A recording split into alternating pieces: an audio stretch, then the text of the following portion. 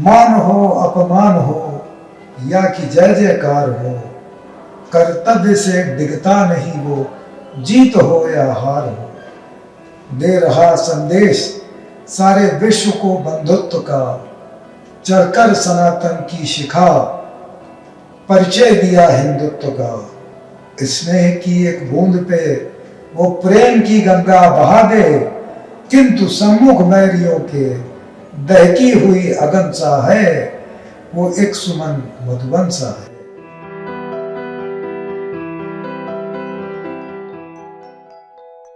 UP के बाराबंकी के रहने वाले अभय चांदवासिया की ये पंक्तियां प्रधानमंत्री नरेंद्र मोदी के व्यक्तित्व, उनके राष्ट्रहित के प्रयासों और उनकी नेतृत्व क्षमता का वर्णन करती हैं।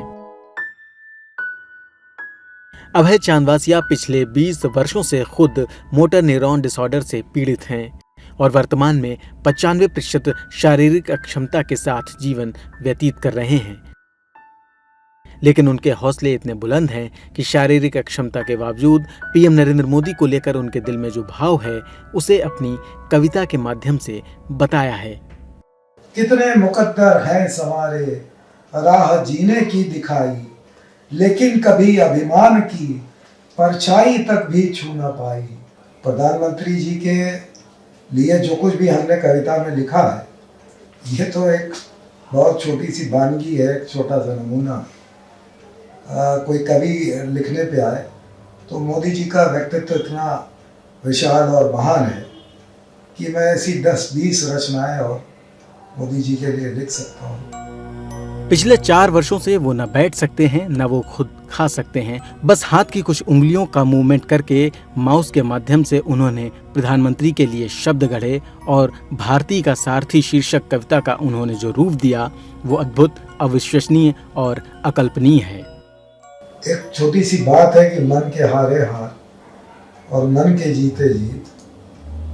सुख और दुख जो है, ये किसी परिस्थिति में या वस्तु में नहीं होता, यह आपके मान लेने पर निर्भर करता है। मैं ठीक है, मेरा शरीर, मैं इस बीमारी से ग्रसित हूँ, लेकिन मैं अपने हौसलों को किसी भी सामान्य व्यक्ति से अधिक बड़ा महसूस करता हूँ। जो भी परिवर्तन आया है हमारे देश में, वो बिल्कुल भी अपेक्षित नहीं था या अनुमानित नहीं था। मैं ये कहूँ तो कोई अतिशयोक्ति नहीं होगी कि जिस तरह से बहुत सारी चीज़ों में आमूलचूल परिवर्तन कर दिया माननीय मोदी जी ने, इस बार भी तीसरी बार भी माननीय नरेंद्र मोदी एक बार फिर से देश के प्रधानमंत्री बनने जा रहे हैं, इसमें कोई संदेह नहीं है। संघर्ष में जीवन के बावजूद अभय चांदवासिया का ये भाव प्रधानमंत्री नरेंद्र मोदी के प्रति उनके स्नेह को दर्शाता है। जो बदलते राष्ट्र की नवचेतना का केंद्र है, शत कोटि को जिस पर भरोसा, बस वही नरेंद्र है।